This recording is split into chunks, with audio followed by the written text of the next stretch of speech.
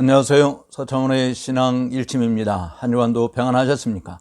오늘도 서창훈의 신앙 일침을 찾아주신 여러분 모두에게 주님이 예비하신 은혜와 평강이 가득하기를 기원합니다. 오늘 서창훈의 신앙 일침은 고통받는 교회에 주는 주님의 교훈입니다. 고통받는 교회에 주는 주님의 교훈. 교회가 쇠퇴기에 접어들면서 더 큰 위협이 내부에서 오는지 외부에서 오는지 참 알기 어려운 상황이 진행되고 있습니다. 물론 겉으로 보면 외부에서 오는 공격이 훨씬 더 심하다라고 볼 수 있겠습니다만은 또 내부적으로도 만만치 않은 현상들이 곳곳에서 벌어지고 있음을 봅니다. 어쩌면 주님께서 너희의 원수는 집에 있다라고 하신 말씀과 같이 사실은 교회에 대한 가장 부정적이고 참 세상 사람들의 눈에 비치는 이미지 자체를 좋지 않게 만드는 일들은 교회 자체들이 벌이고 있는 것 때문이다라고 보아지면 주님의 그 말씀도 결코 틀리지 않다고 보아집니다. 구약 성경에서 특별히 짧은 장이지만 오바댜 성경이라고 하는 이 내용을 보게 되어지면 바로 고난받고 있는 지체들, 주님의 백성들, 그들이 어떻게 하나님의 위로와 평강 가운데서 믿음을 지켜나가고 있는지를 살펴볼 수 있습니다. 사실 이 예언의 첫 부분은 주님을 적대시했던 자들의 헛된 자신감을 폭로하고 주님의 백성에 대한 그들의 반대와 폭력에 따른 심각한 결과를 설명해 주고 있죠. 그러나 문제와 적들에 둘러싸여 있을 때도 주님의 백성은 주님의 신실함으로 지탱되고 있음을 보여주고 있습니다. 따라서 17세기의 장로교 신앙을 지키면서 하나님의 말씀을 신실하게 접했던 조지 허치슨이라고 하는 목사님이 이 오바댜서 강해를 한 것을 통해서 우리에게 주신 교훈을 되새기며 오늘 이 시대에도 위기와 고난과 아픔 속에 둘러싸여 있는 하나님의 백성들이 하나님으로부터 오는 위로와 평강이 어떠한 것인지를 함께 나눠보고 싶습니다. 사실 지금까지 교회의 경험에서 하나님의 약속의 부분적 성취를 우리가 발견할 수 있다고 할지라도 앞으로 다가올 시대에서 사실은 하나님의 약속은 포괄적으로 온전히 성취될 날이 반드시 다가올 것입니다. 그런 가운데서 주님이 우리에게 선지자를 통해서 베푸신 그 위로가 어떠한 것인지를 살펴보면 먼저 회복의 약속이 반드시 있습니다. 물론 회복이 일어나기 전에 죄에 대한 하나님의 분명한 심판이 존재하기는 합니다만 그러나 심판은 곧 또 하나님의 백성들에게 회복이라고 하는 새로운 은혜의 수단인 것이죠. 따라서 우리가 오바댜서 17절부터 끝까지 보면 이 예언은 지금 공경에 처한 교회에 대한 위로의 약속을 담아주고 있습니다. 유다는 포로에서 돌아온 이후와 그 후에 이 약속의 성취를 어느 정도 맛보았고 신학교회는 영적인 방식으로 이 약속의 성취를 계속하고 있지만 적어도 이 약속 중 일부는 사도가 로마서 11장에서 부르는 대로 온 이스라엘의 회심과 구원의 때를 특히 더 가리키고 있는 것 아닌가 하는 생각입니다. 17절에서 교회는 세 가지 종류의 것을 약속받고 있는 것을 보게 되죠. 즉 구원과 환난으로부터의 구제, 거룩함과 이전에 누렸던 특권, 그리고 이전에 소유했던 것들을 되찾게 된다라고 하는 것이죠. 이것은 포로로 인해서 빼앗긴 것과 관련하여 유대인에게만 약속된 것이 아니라 아직 이루어지지 않은 조상들과의 맺은 언약으로 그들에게 주어진 것과 관련하여 야곱의 온 집에 약속된 것이었습니다. 교회가 환난을 당할 때 주님께서는 교회가 즐거운 것들을 소유하지 못하게 하시는 것 같아도 사실 교회를 향한 주님의 생각과 사랑의 목적은 여전히 명료하고 확실한 것이죠. 교회는 섭리 가운데서 그것을 보지 못하더라도 기록된 말씀에서 이 사실을 분명히 읽을 수 있는 것입니다. 그렇기 때문에 유다의 환난의 때는 주님의 많은 약속을 우리에게 부어주시는 때다라고 생각하지 않을 수 없습니다. 사실 기록된 말씀 자체가 성도들에게 주는 위로와 소망과 정말 사랑의 메시지는 엄청나게 크게 다가오지 않을 수 없는 것이죠. 구원의 약속이 보장됩니다. 교회가 가장 큰 고난을 겪을 때에도 구원받을 사람들이 있을 뿐만 아니라 교회가 완전히 멸망할 수 없기 때문에 적절한 때에 모든 악에서 완전히 구원받을 것을 기대할 수 있는 것이죠. 시온산 위에서 구원이 임할 것이라고 분명히 선지자는 예언하고 있는 것입니다. 또 우리에게 주어지는 또다른 회복이 있다고 한다면 이 회복의 약속은 거룩함입니다. 거룩함은 구원에 분리할 수 없는 동반자이며 또한 교회의 구원을 가져오는 수단이기도 하죠. 구원이 있을 때 거룩함이 있을 것이기 때문에 그렇습니다. 거룩함은 하나님께서 교회에 거하신다는 증거이자 그분은 자신의 거처를 바로 거룩한 백성들 가운데 두시는 거 아니겠습니까? 그래서 하나님께서 그들을 그분의 성별된 백성으로 보존하시고 그들이 지금처럼 적의 침략으로 더럽혀지거나 오염되는 것을 허락하지 않으실 것이라고 하는 표시인 것이죠.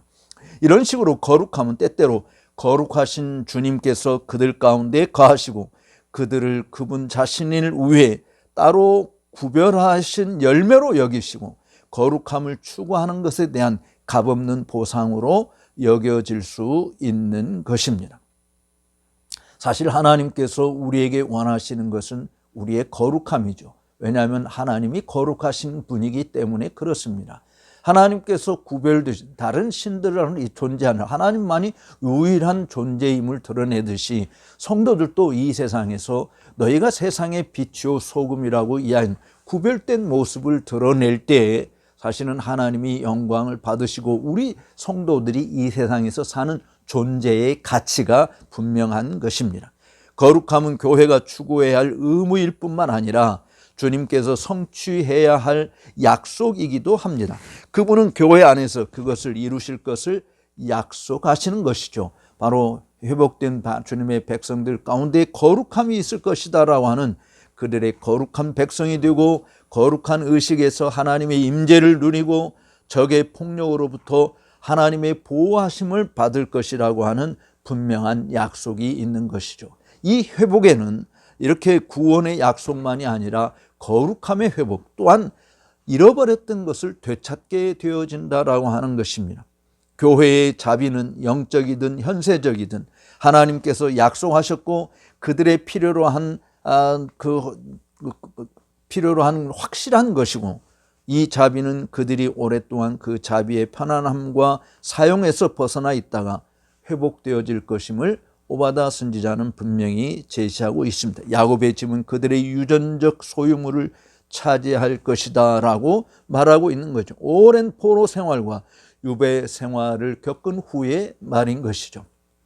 어쩌면 지금 우리가 살고 있는 이 시대에도 여전히 죄의 포로가 되어 있고 각종 우상들의 포로로 잡혀 있고 인본주의와 세속주의의 물결에 휩쓸리고 있는 하나님의 교회, 그동안 하나님께서 부어주신 영적인 수많은 은총들을 상실해버린 듯한 모습을 띠고 있습니다. 어쩌면 교회에서 정말 주님의 풍성한 은혜를 마음껏 누리며 그 하나님을 인하여 즐거워하는 일들이 과거에 비해서 현저하게 찾아보기 어려운 시점이 되어진 것은 바로 이렇게 우리들이 하나님이 기뻐하지 않는 것들에 의해서 포로가 된 상황에 있기 때문에 벌어지는 일이 아닌가라고 하는 생각을 접지 않을 수 없는 것이죠. 따라서 접을 수 없는 이런 상황에서 우리가 기대하는 것은 하나님께서 당신의 거룩한 백성들을 반드시 예전에 누렸던 그 하늘에 속해 있는 모든 신령한 복을 다시금 누리도록 회복하게 해 주실 것이다 라고 하는 것입니다. 그건 두 번째로 고난받고 있는 형제들, 지체들, 또 하나님의 교회에 대한 주님이 주시는 약속이 있다고 한다면 그것은 승리의 약속입니다. 18절에서 야곱의 족속은 불이 될 것이고 요셉의 족속은 불꽃이 될 것이며 에서 족속은 초계가 될 것이라. 그들이 그의 위에 붙어서 그를 살을 것인즉 에서 족속의 남은 자가 없으리니 이는 여호와께서 말씀하셨음이니라 라고 말씀합니다. 즉 에돔의 완전한 멸망과 교회의 가장 뿌리 깊은 적들인 이 망할 것이다, 없어질 것이다 라고 분명히 이야기하고, 특히 회심한 이스라엘의 교회가 그들을 다 불과 같이 사르게 될 것이다 라고 이야기하고 있습니다. 회심한 이스라엘의 교회는 그들의 적들을 멸망시키는 계기와 원인이 되거나 도구가 될 것이다 라고 하는 것이죠. 물론 사도 바울은 날마다 이김을 주시는 하나님께 감사하다. 우리 주 예수 그리스도 안에서 정말 죄와 사망의 권세를 깨뜨리시고 승리하시고 부활하신 이 주님 안에서 날마다 이김을 주신다. 그리스도의 교회가 반드시 승리할 것이다 라고 하는 이 분명한 확신은 누구도 부정할 수 없는 것입니다. 물론 그런 완전한 승리를 누리기까지는 숱한 고난의 현장을 목격해야 할 것입니다. 왜냐하면 그리스도와 함께 더불어 영광을 누리기 위해서는 그리스도와 함께 고난도 받아야 한다라고 하는 것이 성경의 가르침이기 때문에 그렇습니다. 하나님의 교회는 세상에 있는 동안 뿌리 깊고 잔인한 적이나 어려움이 결코 부족하지 않을 것입니다. 유다의 포로 생활 때만이 아니라 그리스도에 의한 회복의 교회와 야곱과 요셉의 집, 모든 이스라엘 10지파를 명시적으로 포함해서 모든 이 야곱과 요셉의 집이 이 구원에 참여할 때 에서의 집이 그들을 대적하게 될 것이기 때문입니다. 교회가 타락하는 시간은 없지만 교회는 그 시간 동안 어려움을 예상해야 하는 것입니다. 교회가 타락하는 것이, 이것은 참 교회를 이야기하는 것이죠. 우리가 지상에 보고 있는 교회들은 숱한 어려움을 겪는, 이스라엘 백성들이 타락했듯이 그러한 일들을 겪게 되는 것은 마찬가지죠. 그러나 교회에 대한 적들의 반대는 하나님께서 교회를 돕고 구원하시는 데 있어서 그분의 사랑의 많은 증거를 내놓을 수 있는 길을 만드는 데 기여할 뿐인 것입니다. 사실 이 사실이 우리에게 매우 중요하죠. 환난을 겪지만 환난 가운데 우리를 위로하시고 도우시는 하나님의 손길은 더 크게 다가오는 것이다 라고 하는 것이, 따라서 성도들 개개인들도 주를 믿고 의지하는 가운데서 겪는 시련이 있습니다. 아픔이 있습니다. 고통이 따릅니다. 그럴 때 우리가 어떻게 해야 되는가? 사실은 우리의 도움이 천지를 지으신 여호와에게서 있음을 알고 주를 우러러 앙망하는 것이 유일한 해답인 것이죠. 그 하나님은 바로 고통 가운데 부르짖는 자들의 곁에 다가오셔서 위로해 주시고 눈에서 눈물을 씻겨 주시고 마음을 강하게 하게 하시고 우리를 소생시키시고 즐거움을 누리도록 역사하실 유일한 하나님이기 때문에 그런 것이죠. 교회에 대한 반대, 성도들에 대한 극심한 핍박은 교회에 반대하는 자들, 핍박하는 자들을 완전히 멸망하게 될 것이라고 하는 분명한 약속을 오바댜 선지자는 우리에게 제공하고 있습니다. 주님이 원하실 때 주님이 주님의 연약한 백성들, 고통 가운데 있는 백성들, 어떤 때는 정말 힘이 없고 무기력한 존재처럼 정말 아무 도울 힘을 가지지 못하는 그런 나약하게 그지없는 그런 존재들을 강하게 만들어서 하나님이 원수들을 멸하도록 역사하실 것이다 라고 하는 것이죠. 야곱이 불이 되리라, 이 약속은 에돔이 불꽃의 곡식을 태우듯이 완전히 소멸될 뿐만 아니라 교회에 대한 그들의 간섭이 그들의 멸망의 원인이 될 것이다 라고 하는 사실을 나타내주고 있는 것입니다. 마치 곡식이 불을 끄려고 애쓰다가 스스로 타버린 것과 같은 것이죠. 하나님의 말씀과 그것을 말씀하시는 하나님의 전능함과 신실함은 있을 법하지 않은 많은 일들에 대한 교회의 믿음을 확정해 주기에 충분한 것입니다. 이 약속에 어떤 가능성이 없을지라도 주께서 말씀하셨느니라 라고 하는 이 말씀에 의해서 원수들은 반드시 제거될 것이다 라고 하는 것이에요. 우리 주변의 원수들이 더 강해 보이는 것이 사실입니다.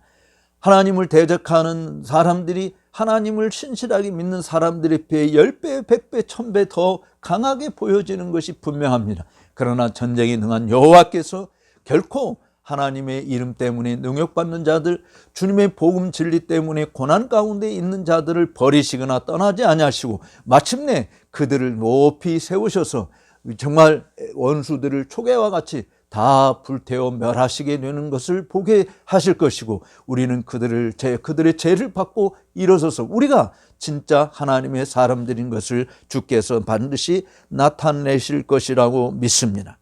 또 하나님께서 우리에게 오베다를 통해서 주시는 위로의 메시지 세 번째는 확장에 대한 약속입니다. 교회는 회복뿐만 아니라 소유물의 확장도 받을 것이라고 19절과 20절에서 말씀하고 있죠. 그들은 자신의 모든 것을 누리고 원수에게 속했던 것을 다 빼앗아 되찾을 것이고 소유하게 될 것입니다. 이 약속은 하나님의 축복을 통해 교회의 고난이 교회의 이익과 이득에 기여한다라고 하는 것을 가르쳐 주고 있습니다. 포로들은 자신의 땅뿐만 아니라 에서와 블레셋 사람들의 산과 포로가 되기 전에는 없었던 것도 얻게 된다라고 하는 것이, 그리스도께서는 교회 안에서 그분의 적들을 물리치십니다. 그분은 자발적인 개종이나 폭력적인 복종과 파괴를 통해 그들을 소유하고 통치하실 것입니다. 한편 하나님의 백성의 특권은 돌이킬 수 없고 불가피하며 갓 길고 슬픈 방해에도 위로의 열매가 터져 나올 것입니다. 이스라엘은 오랫동안 박탈당했던 에브라임과 사마리아와 베냐민과 길르앗의 밭을 차지할 것이라고 말씀하고 있지 않습니까? 주님은 그의 백성의 모든 고통과 포로 생활과 그들에게 무슨 일이 일어나는지 주의 깊게 살피시고, 그가 심하게 괴롭혔고 징계로 무너뜨린 자들에게 그의 선하심이 얼마나 많은지를 나타내실 수 있는 것이죠. 포로 생활은 많은 수치 속에서 쫓겨났고 멀리 끌려가는 고통을 겪었지만, 주님은 그들이 포로 생활과 어디에 있는지를 주의하시고 그들이 소유한 곳으로 회복시켜 주시고 그들의 적의 성문을 차지하게 하실 것이라고 약속해 주시는 것입니다. 반드시 주님의 나라는 영광 가운데 임할 것입니다. 회복될 것입니다. 그 영광스러운 잔치에 참여하도록 고난받고 있는 주님의 백성들을 주께서 반드시 지키시고 인도해 주실 것을 믿습니다. 그날이 오기까지 소망 가운데 인내하며 믿음의 선한 싸움을 굳게 싸우는 우리 모두가 되어야 할 것입니다. 네 번째로 설교자들을 세우신다고 하는 약속이 있습니다. 21절에 있는 말씀을 보면 교회에서 일으켜서 교회를 구원하고 옛날에 주님께서 이스라엘을 구원하기 위하여 재판관을 일으키신 때와 같이 하나님의 대의를 적들로부터 처리하게 될 적합한 도구들에 대한 약속이 더 있다라고 하는 것이죠. 우리는 이것을 영적으로만 이해해야 하는 것이 아닙니다. 그리스도께서 교회와 사도와 사자들을 보내시어 구원의 말씀으로 그리스도를 증거함으로써 택함 받은 자들을 구원하는 도구로 삼으시고 그들의 교리로 세상을 정죄하신다고 하는 이 영적인 분만이 아니라 모든 시대에 걸쳐 특히 개종한 이스라엘의 교회에서 하나님께서 교회의 구원의 도구들을 일으키실 것이라고 하는 사실이, 그분은 포로 생활과 그리스도의 재림 사이에도 그렇게 하셨습니다. 따라서 오늘날 교회가 하나님의 교회에 정말 추수할 일꾼들을 보내달라고 눈물로 강구하는 것이 필요한 것입니다. 수많은 교육자들, 종교 지도자들이 하나님의 말씀 편에 서기보다는 사람 편에 서고 있는 듯한 모습을 보이는 이때 정말 남은 구루터기가 있듯이 반드시 남은 자들을 사용해서 다시금 이스라엘 백성들을 돌이키게 하시는 하나님의 일이 있다라고 하는 것이, 그리스도의 교회는 행복을 증진시킬 적합한 도구가 결코 부족하지 않을 것입니다. 구원자들이 시온산에서 올라올 것이기 때문에 그렇습니다. 하나님의 교회가 허락하는 것은 구원이며 교회가 받을 수 있는 한도 내에서 영원한 구원이자 현세적인 구원이기도 하는 것이죠. 이것이 교회에게 보내진 도구를 구원자라고 부르는 이유인 것입니다. 즉 도구적인 방식으로 말입니다.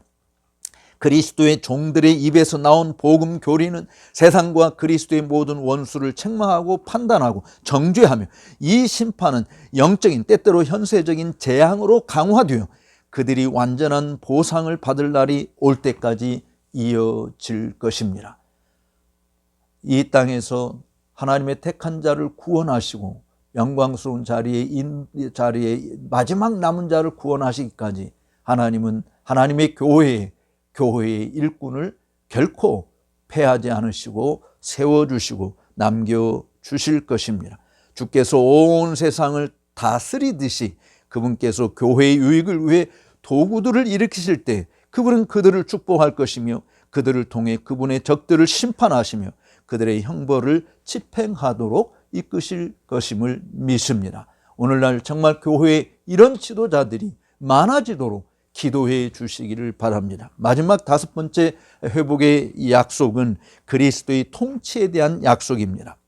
가장 큰 약속 21절 이하에서 하나님께서 그리스도 안에서 교회와 그들의 적들 사이에서 그들의 유익을 위해 왕국을 가지실 것이라는 말씀이죠.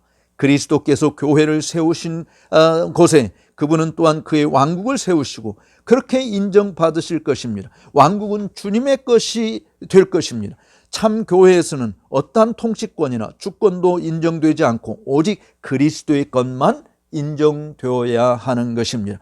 그분만이 양심을 구속하는 법을 만들고 조례를 제정하고 징계를 명령하고 직분자를 임명하고 자신의 법정에서 자신의 집을 재판할 권세를 가지신 유일한 왕이신 것입니다. 다른 모든 구원자 또는 구원의 도구는 바로 이 그리스도를 섬기는 자들이고, 그분의 직분자들은 바로 그리스도의 사역에 동참하는 것으로 만족해야 하는 것이죠. 그리스도의 왕국은 참 교회와 경건한 사람들에게 위안이 되는 문제이며 그분의 명예와 보호 아래 사는 것이 달콤하기 때문에 그렇습니다. 그리스도께서는 확실하고 확고한 지위로 자신의 왕국을 유지하십니다. 이것은 성경에 기록된 바와 같이 하나님의 틀림없는 약속으로 그분에게 확실히 보장되는 것입니다.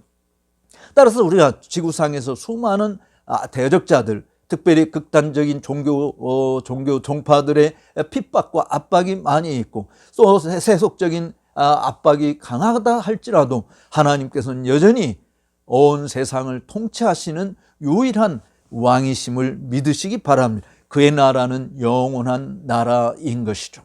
오늘 서차원의 신앙 일침을 시청해주신 여러분들, 교회에 정말 어려움이 있을 때, 아픔이 있을 때, 환난 가운데 있을 때 주님이 주시는 이 5가지 위로를 기억하시고 끝까지 믿음에 거하며 소망을 가지고 담대하게 하나님 나라를 위해서 헌신하는 복된 길을 가시는 저와 여러분들이 되시기를 바랍니다. 나가기 전에 좋아요, 구독하지 않은 분들은 구독 버튼을 눌러주시면 감사하겠습니다. 고맙습니다.